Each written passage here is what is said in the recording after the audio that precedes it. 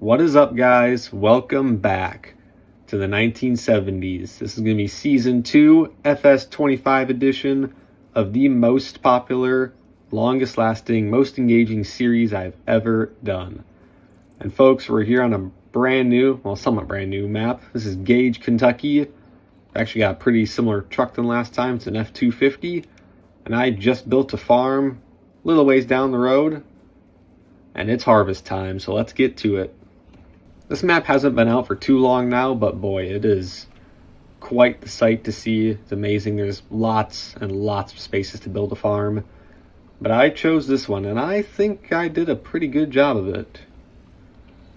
There is this weird intersection here, but that's fine. We go right in between these two nice little ponds. I think there might actually be some bass in there if I'm right. But voila, folks. This is the new farm.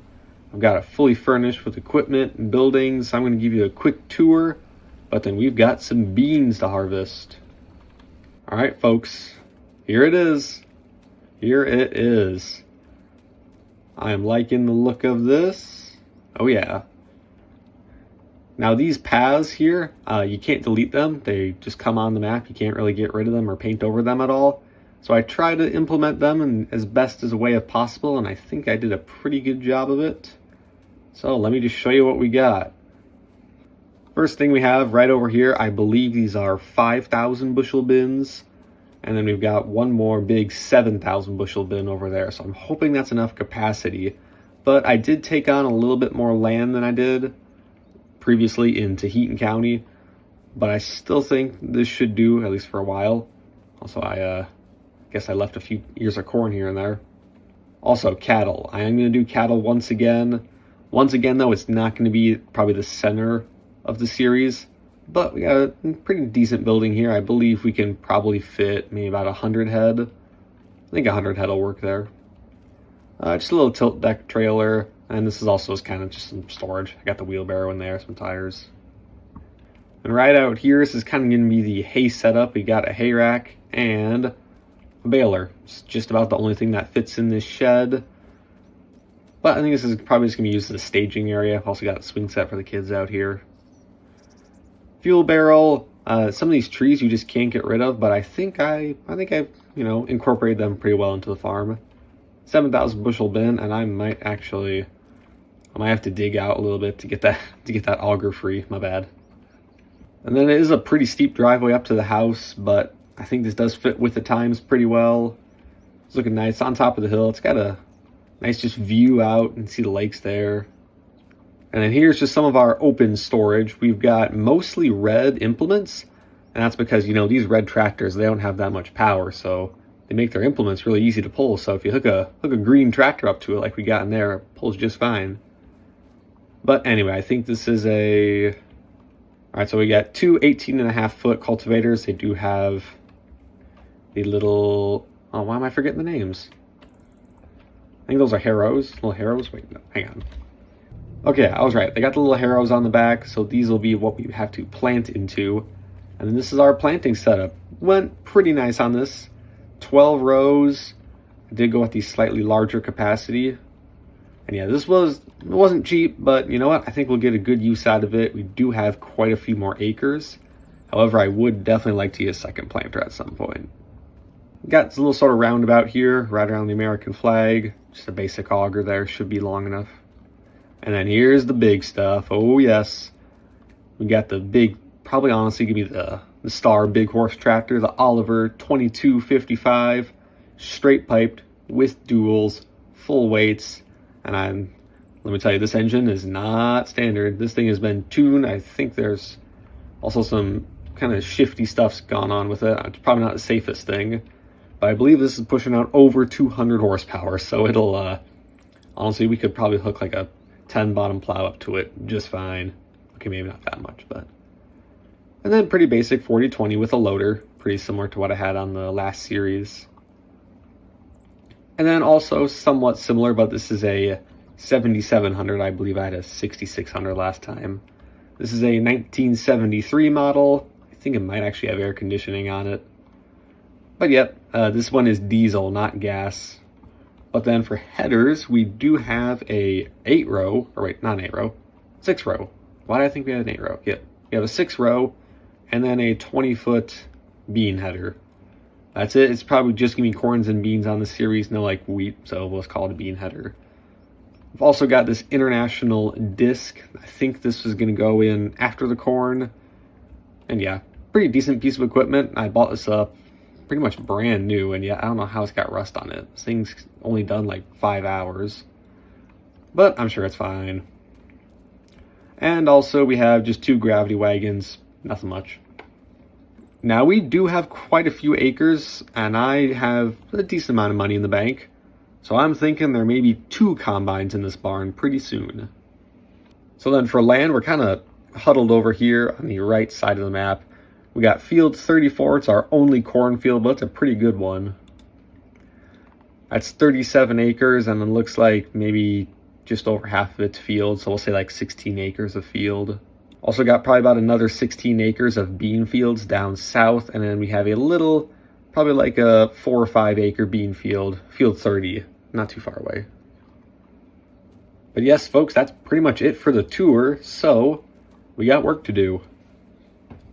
Now, something I want to do with this series, I don't want to just stop at the 70s like I did last time. I want to go to the 80s, 2000s, maybe even the present day.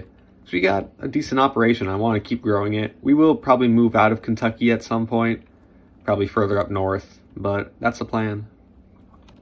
But it's time to get the combine fired up, and we need to get hooked up to the header and move south.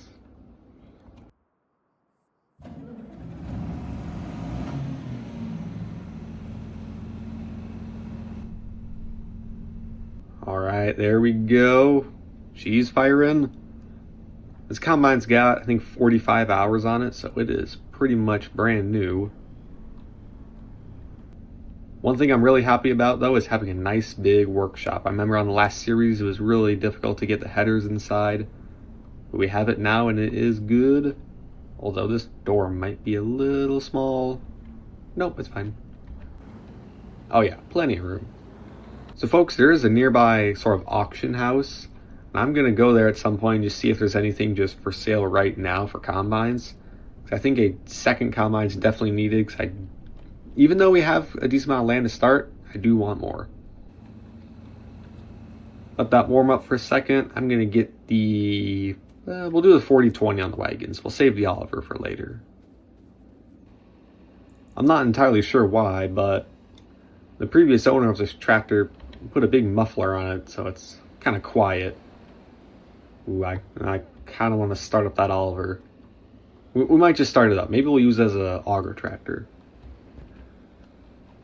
You know what? Nah. Oliver's going on the wagons. 40-20 can handle the auger. We're not putting duals on the auger. Then I think for the beans, we're just going to throw them all in the big bin.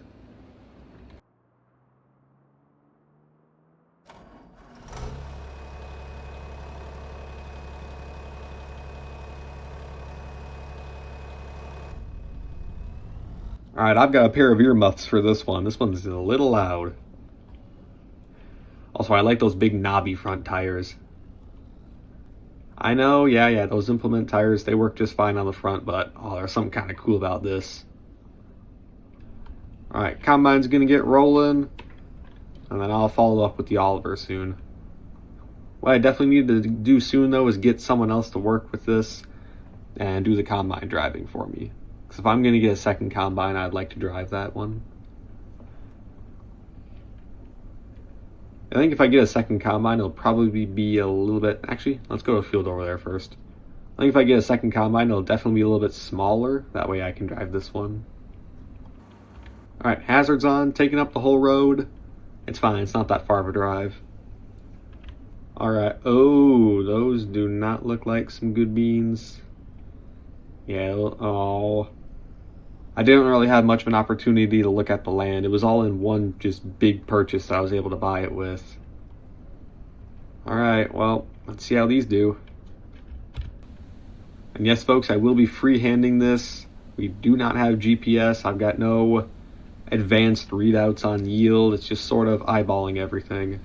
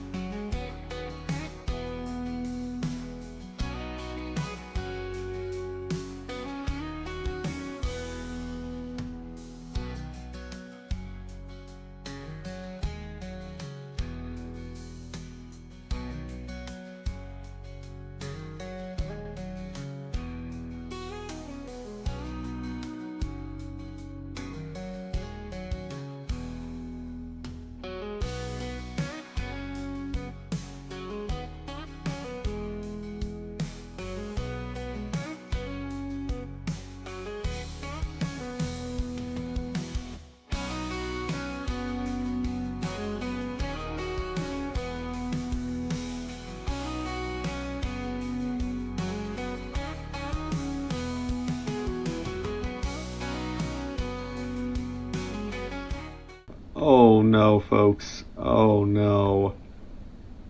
I thought it was going to be bad, but I did not think it was going to be that bad.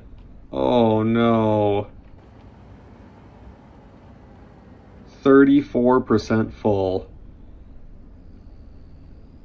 Didn't even need the wagons. I mean, the combine was great. You know, this thing turns on a dime. But, oh no, that was yikes. Okay. Well, we've got a long way to go. Oh. If we keep getting yields like that, we're not going to be able to afford another combine. Oh. Hey, all right, no one saw it. No one saw it. We're fine. Nope, header up. You guys did not see that. So, yeah, that was not good. By the way, would this be a good time to mention we're about $100,000 in debt? Yes, folks. We took out a $100,000 loan to buy this farm. We've only actually got about $24,000 in the bank. So, those yields not exactly giving me a good mood. But hey, I guess we didn't have to drive out to the field. We can just drive back home and drop the beans off. Oh, okay, that ditch was a little steeper than I thought. So yes, that may have been terrible, but hey, maybe the other 3 fields will be better, you know? And besides, it's only beans. I mean, we got definitely more corn than beans. It'll be fine. It'll be fine. Honestly, I'm not even going to dump these wagons in the bin already. I'm just going to go down to the field because I doubt we're going to fill these up. This Oliver, oh geez, yeah, that turbo really gets this thing up to speed.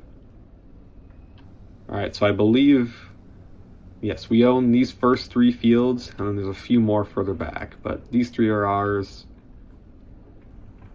Alright, combine's here, and folks, I will catch up with you when we are done. Alright, we're just finishing up with field 27 here.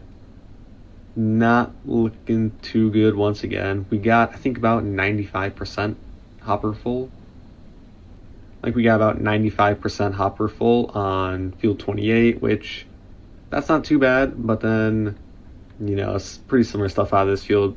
We maybe will hit 3,000 liters. But we're just going to get this all unloaded. And I'm going to save, yeah, I'm going to save 26 for next time, I think. Also, there is some really big waterways in here. Yeah, if we had more weight on the combine, we actually might be able to get stuck there.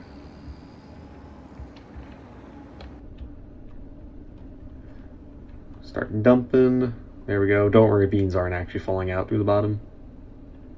But folks, that is going to be all there is for today. Next time, we will definitely be starting corn harvest, and that should be more interesting, and hopefully actually we can get some decent numbers off that.